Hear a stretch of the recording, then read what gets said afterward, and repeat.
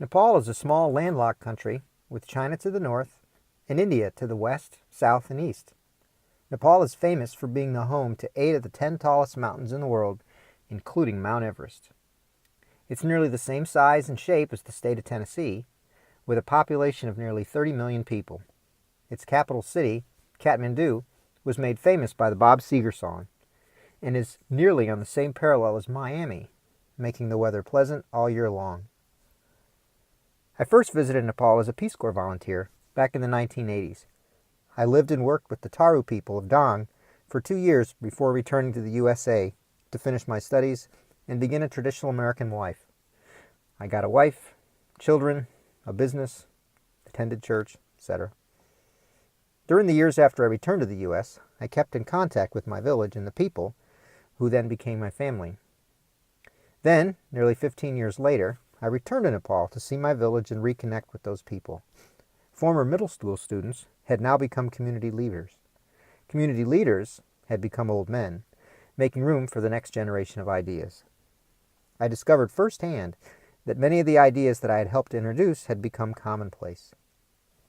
Nearly all houses in our village had bathrooms now. When I was there, none of them did.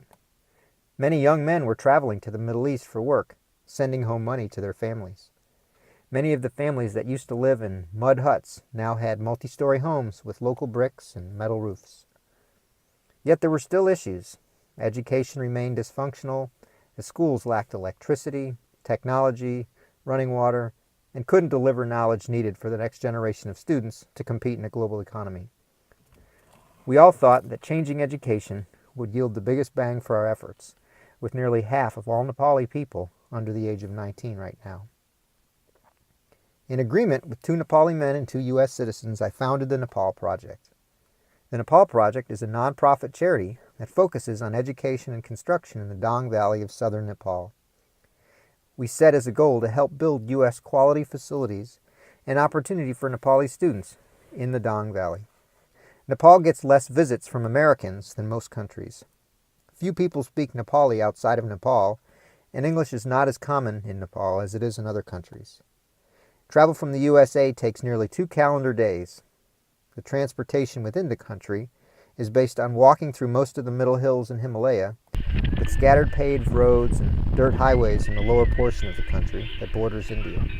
The Dang Valley is nearly 400 kilometers due west of the capital Kathmandu, and there are no tourist attractions in Dang.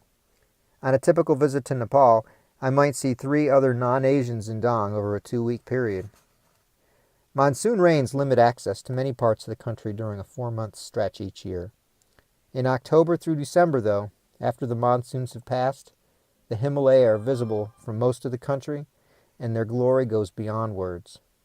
The Nepali people are quick to open their homes and share a cup of tea or a meal with you while listening to stories of life on the other side of the world. The Nepal Project has already completed some great projects using only grassroots funding. With assistance from Liberty University, we sent Navraj Adhikari to study in Lynchburg, Virginia for a semester. Nav returned to Nepal and became a leader in a local school. We also raised money to put solar panels on 2 schools, as well as computer labs in their classrooms. We paid for teachers at 1 school to be trained in Montessori methods.